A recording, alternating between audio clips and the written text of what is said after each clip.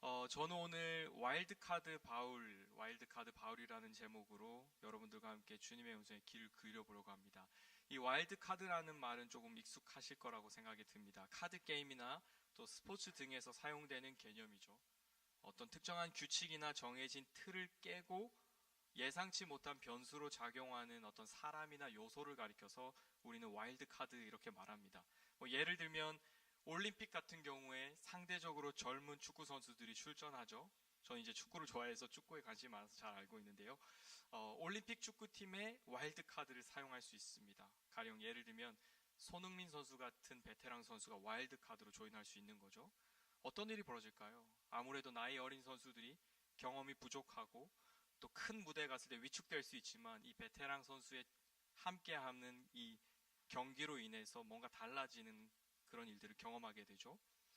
경기장에서 예기치 못한 위기 상황을 맞이하게 될 때가 참 많죠. 축구 안에서도요.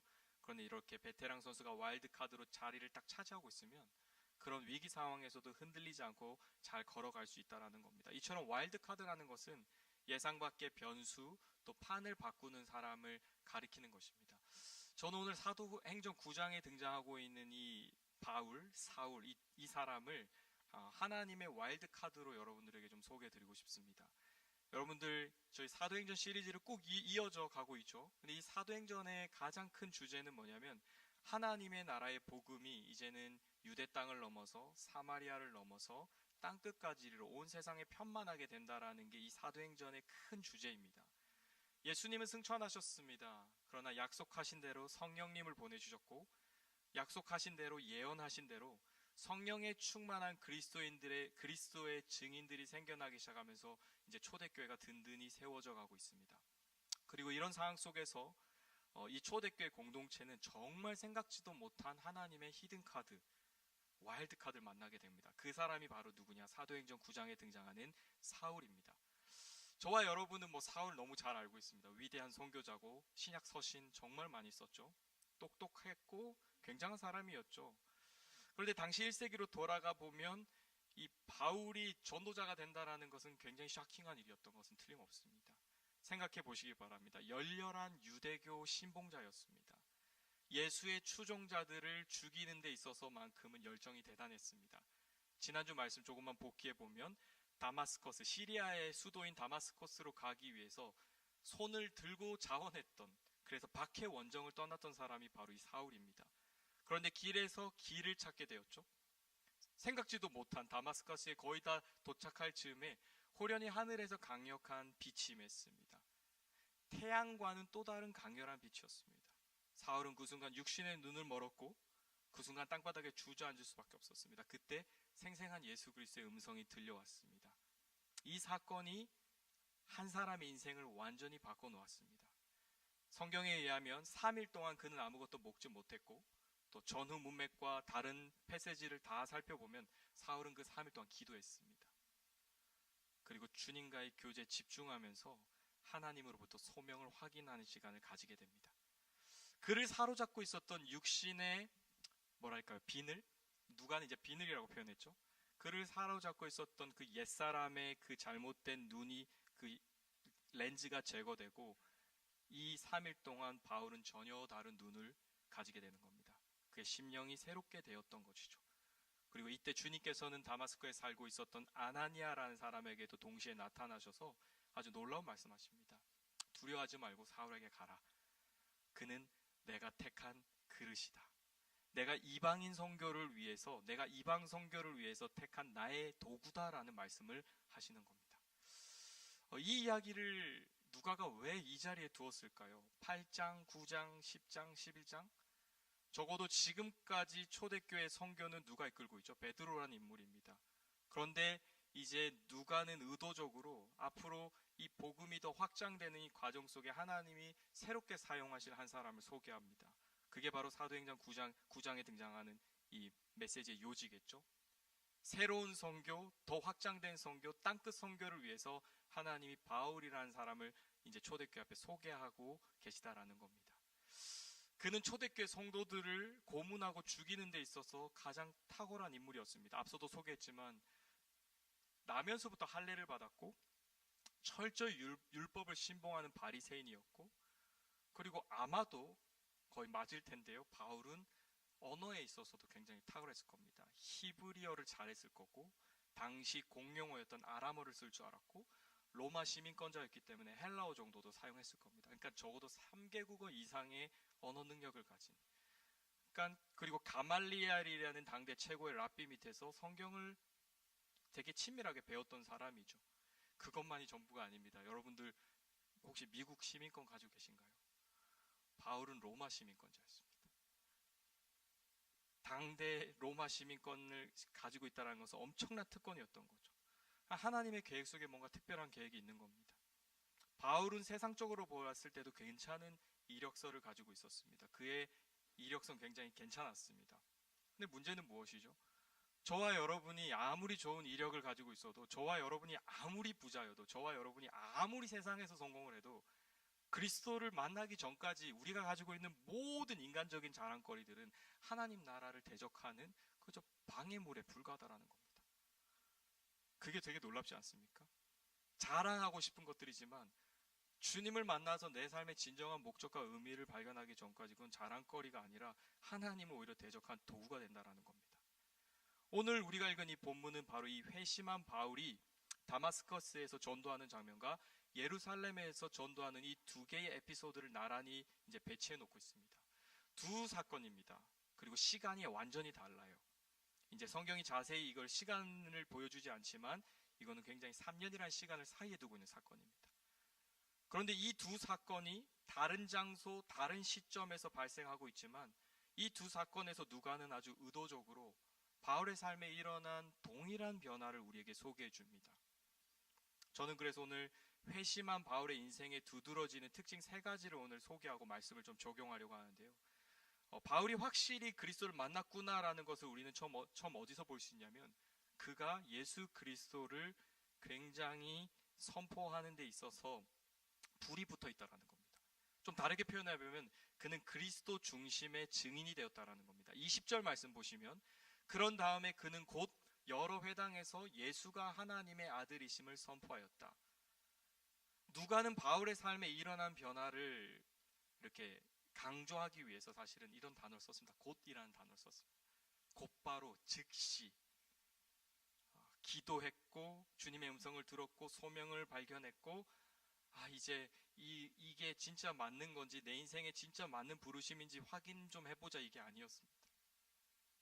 주님이 부르셨을 때 즉각 반응했습니다. 우리는 얼마나 많은 경우에 즉각 반응하지 않기를 선택하는지 모릅니다. 정말 많이 생각하고 정말 많이 생각해봅니다. 그러나 바울은 회심 직후 그리스도를 자신이 만난 그리스도를 증거하기 시작합니다. 어떤 일이 벌어졌을까요? 자세히 알 수 없지만 그는 예수님을 만났고 그가 기존에 가지고 있었던 하나님에 대한 지식이 완전히 새로운 버전이 됐을 겁니다.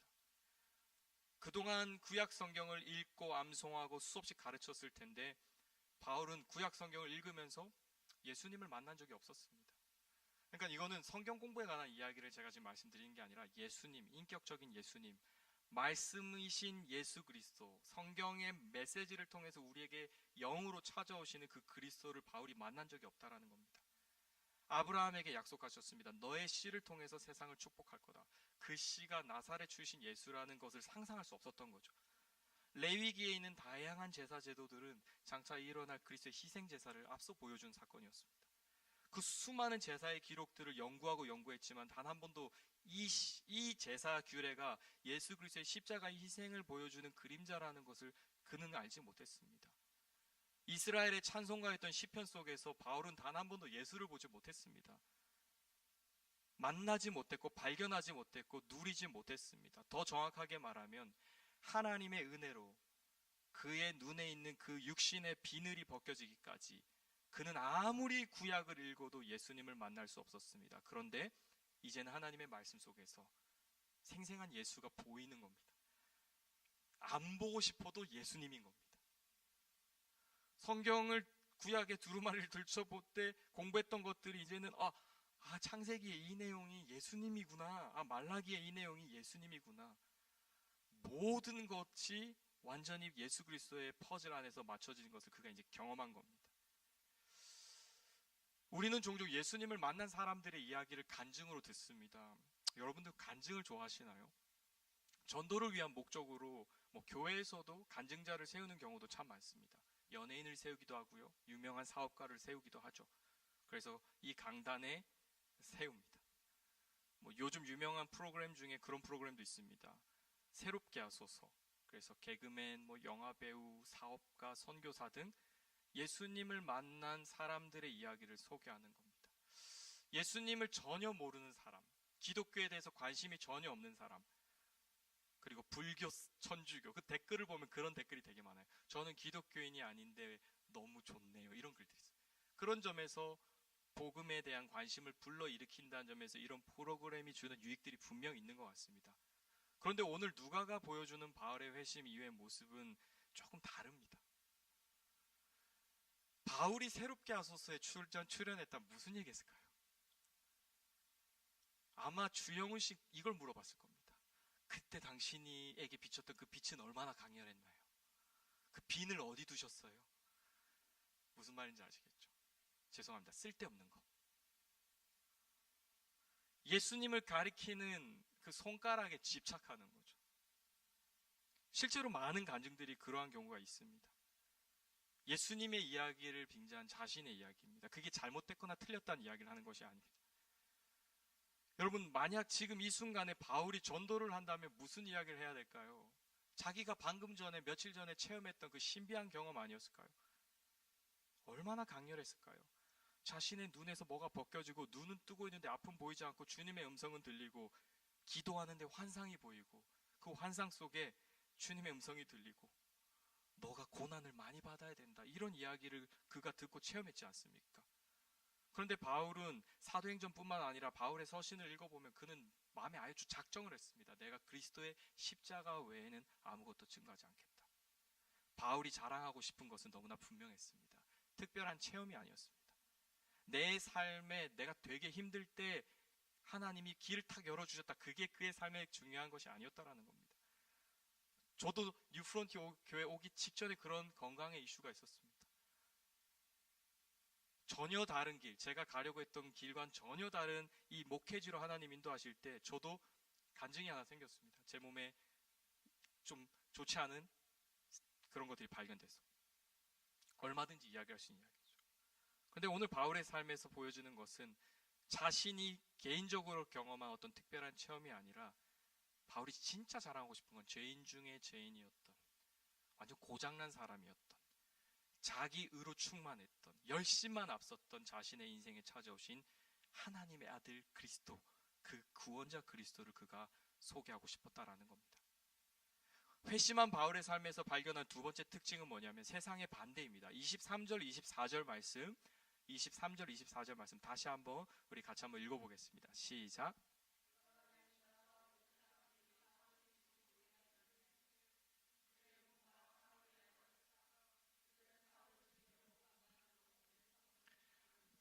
(29절은) 제가 읽어보겠습니다. 그리스 말을 하는 유대 사람들과 말을 하고 토론을 하기도 하였다. 그러나 유대 사람들은 사울을 죽이려고 깨었다. 자, 전혀 다른 사건이지만 사람들이 바울을 대하는 반응은 동일합니다. 바울이 이제는 죽이려고 했던 사람에서 죽임을 당하는 사람이 되고 있는 것이죠. 예루살렘에서 다마스커스까지의 거리가 여러분 130마일이었다고 합니다. 일주일 정도 걸리는 여행지였대요. 210km입니다. 바울은 그 길을 주저하지 않고 달려갔습니다. 하나님을 모독하는 저 예수쟁이들을 내가 다 몰살시키겠다. 끌고 오겠다. 그런데 상황이 완전히 달라진 겁니다. 예수를 만난 다음에 그리스도를 전할 때마다 그가 경험하는 것은 이제 그가 하려고 했던 일입니다. 바울은 모든 유대 커뮤니티의 공공의 적이 되었습니다. 예수의 핍박자에서 예수를 위해 핍박을 견뎌야 하는 자리로 그가 내몰리게 되었다라는 것이죠.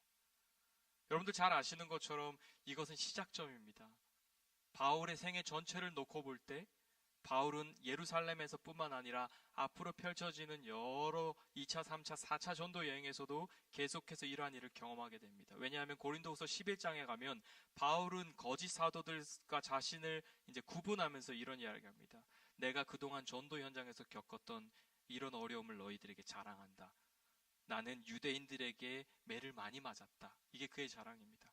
채찍으로도 맞아봤고 돌로도 맞아봤고, 내가 배를 타고 전도 여행을 가다가 3번이나 파선을 당했고, 한 번은 바다 위에서 밤을 꼬박 새웠고, 죽을 위기를 넘긴 적도 많았고, 그러면서 이런 이야기까지. 난 늘 피곤했다, 고단했다, 밤샜고 목이 말랐고 춥고 헐벗었다. 이게 바울의 삶의 모습이었습니다. 디트리트 본 해퍼 목사님이 이런 말을 남겼다고 합니다. 고난은 참된 제자도의 배지다. 예수님이 우리의 삶에 찾아오셔서 우리에게 은혜가 베풀어지면 우리에게 여러 가지 고귀한 이름이 주어집니다. 성도, 형제, 자매, 그리고 사도행전의 증인. 그런데 하나의 단어가 더 있죠. 제자. 신약 성경에는 사실 성도라는 말보다 제자라는 말이 더 많이 등장합니다. 제자가 되었다라는 확실한 증거가 무엇이죠? 이 세상에서 크고 작은 여러 모양의 반대를 경험하는 것입니다. 많은 유대인들이, 아니 크리스찬들이, 이 당시 크리스찬들이 바울의 이 회심을 믿는 것이 쉽지 않았습니다. 아니 저 사람이 어떻게.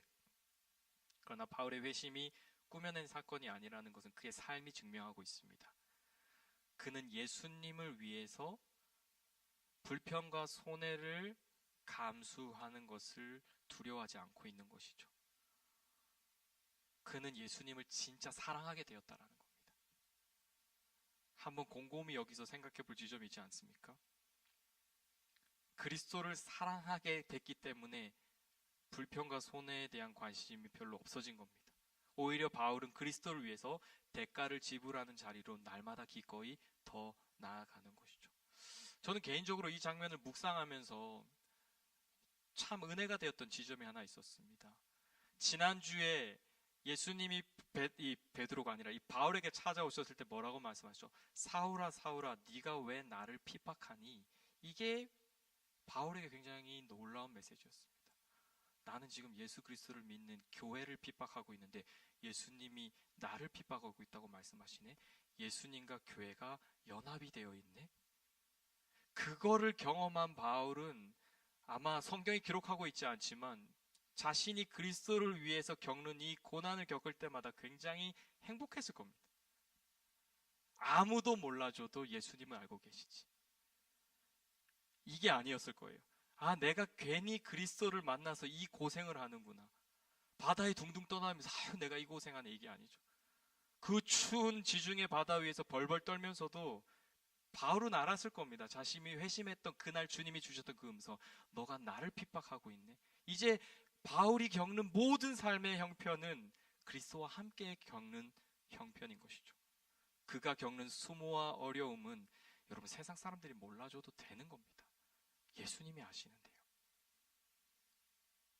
이 모든 어려움 속에 이미 예수 그리스도가 자기의 삶에 들어와 계시다는 것이 그를 흥분시켰을 겁니다.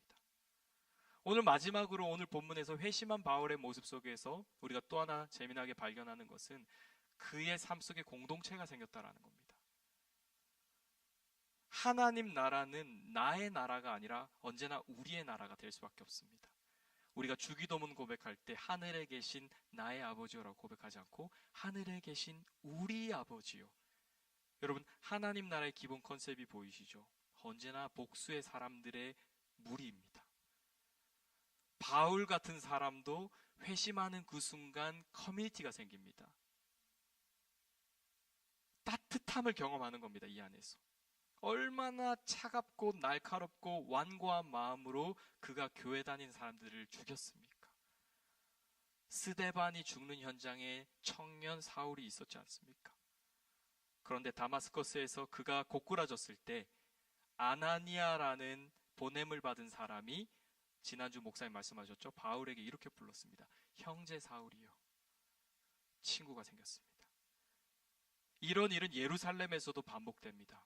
바울이 다메섹에서 사역을 하고 아라비아라는 지역에서 3년이라는 시간을 보내고 이제 예루살렘의 사도들을 방문하기 위해서 찾아오게 됩니다. 그러니까 앞선 사건과 두 번째 사건의 시간이 3년이라는 정도 갭이 분명히 있는 것이죠.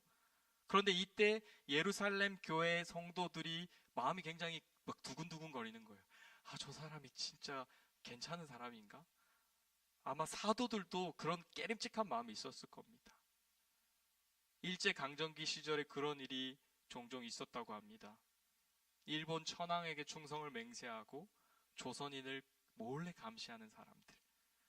조선 총독부에서 고위 행정직을 맡고 일제 식민 통치를 원활하게 도와줬던 사람들이 많았다고 합니다. 그런데 그런 사람들, 한마디로 그런 친일 행위를 했던 사람이 갑자기 독립운동을 하겠다고 그 커뮤니티 안에 들어오면 이게 막 기분이 깨림칙하지 않을까요? 누가 이 말을 쉽게 믿어줄까요?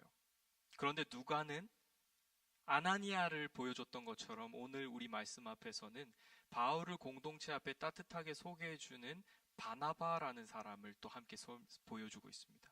바나바는 위로의 아들이었습니다. 바나바가 있었기 때문에 바울이 예루살렘 교회에 환영을 받고 들어가게 됩니다.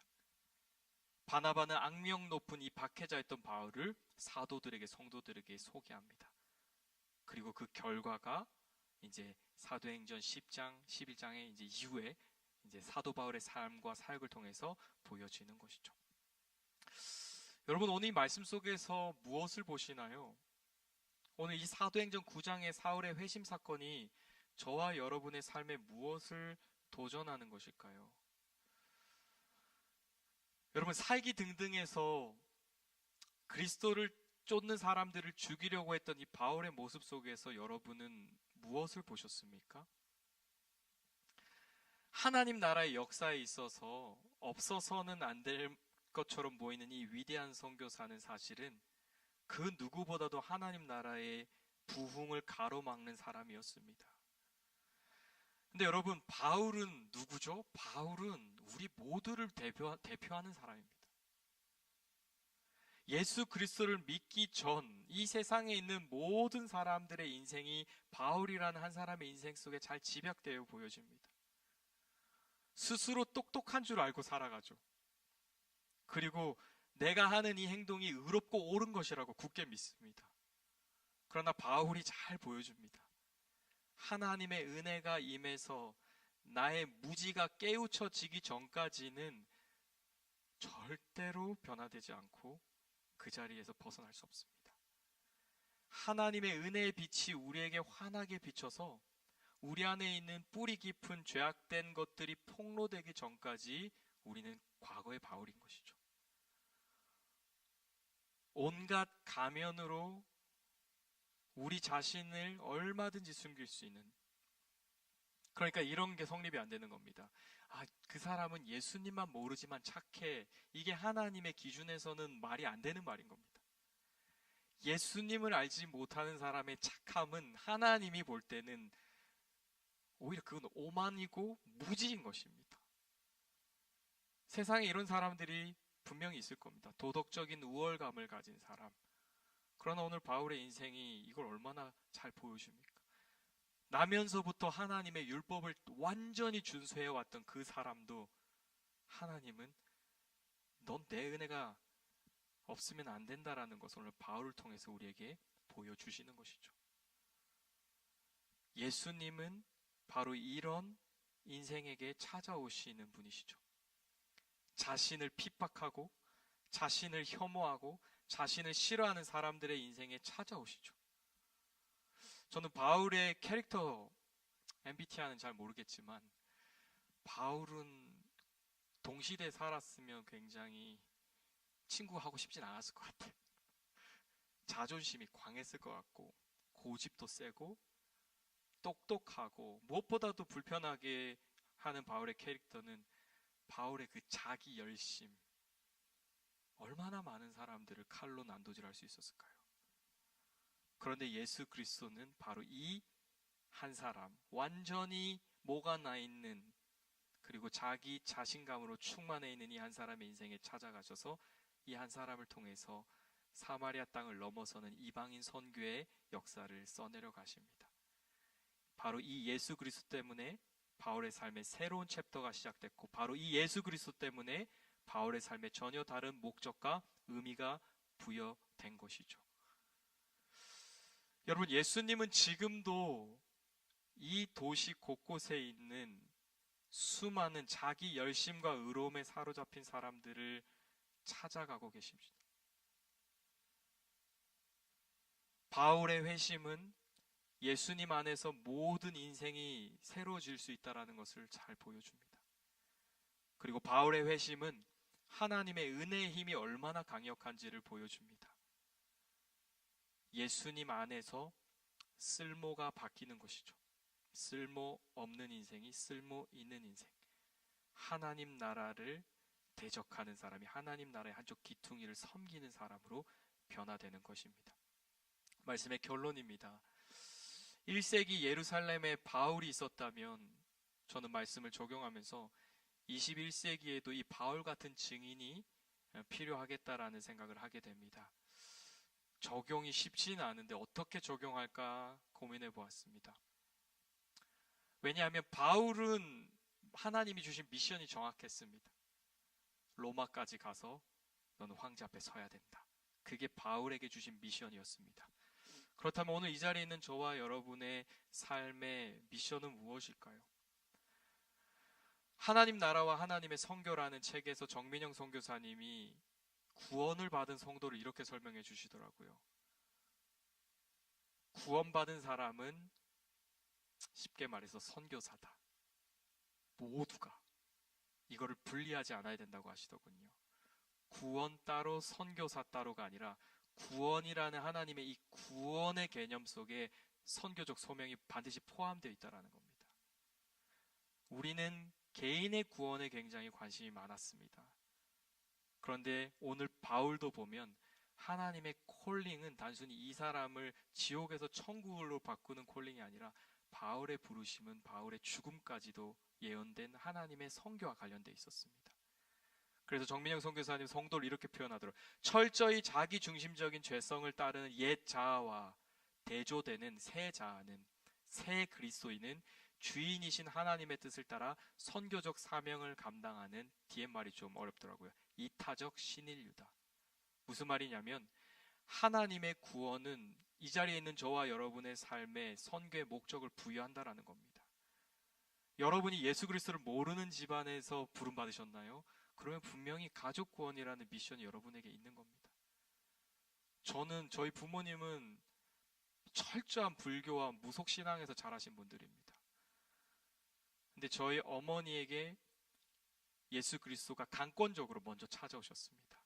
전도를 받으신 것이 아니라 새벽에 그냥 동네에서 새벽 예배를 알리는 종소리를 듣고 그 종소리에 마음이 움직여서 새벽 예배에서부터 신앙생활을 시작하셨습니다. 그때 제가 저희 어머니 뱃속에 있었대요. 강원도 화천의 정말 추운 그 깡촌에서. 그리고 하나님이 저희 어머니를 부르셨을 때 그 부르심 안에는 저도 포함되어 있었고 저희 누나도 포함되어 있었고 하나님을 전혀 모르는 저희 아버지도 포함되어 있었고 일가 친척들, 하나님을 여전히 모르는 일가 친척들까지 포함되어 있었던 겁니다. 그러니까 하나님이 저와 여러분을 구원하실 때 가정, 직장, 캠퍼스에서 반드시 선교적 소명이 함께 주어진다라는 겁니다. 우리는 이것을 너무나 잘 알고 있습니다. 왜냐하면 성경은 처음부터 끝까지 하나님과 이 세상 사이에 있는 이 하나님의 사람들을 제사장이다, 세상의 빛이다, 소금이다, 좀 멋지게 표현하면 브릿지다, 이런 것을 우리는 이미 잘 알고 있기 때문이죠. 오늘 저와 여러분의 삶의 자리가 분명히 하나님의 부르심이 있습니다. 여러분의 그 직장과 캠퍼스가 하나님의 부르심과 무관하지 않습니다. 특별히 이 도시, 우리가 살아가고 있는 도시는 정말로 많은 사명이 필요한 도시죠. 포스트 모던이라는 이 문화 속에서 우리는 진리를 어그러뜨리는 세대의 사람들과 함께 살아가고 있습니다. 저와 여러분이 할 일이 정말 너무 많지 않나요? 그리고 굉장히 치열하죠. 그리고 저와 여러분도 굉장히 바울처럼 준비되어야 되겠죠. 하나님의 말씀에 완전히 깊이 뿌리는 내리는 동시에 이 세상 속에서 이 세상 사람들의 사이에서 그리스도를 변증할 수 있는 복음의 그 탁월한 인사이트도 우리를 갖춰야 된다는 겁니다. 말씀을 정리하면서 우리 공동체가 점점점 높은 벽을 쌓는 그런 공동체가 아니라 이 도시를 향해서 손을 뻗고 다가가는, 그래서 우리와 완전히 다른 세상 속에 다른 문화를 가진 사람들을 더 아름다운 문화로 품어낼 수 있는 교회가 되기를 소망해 봅니다.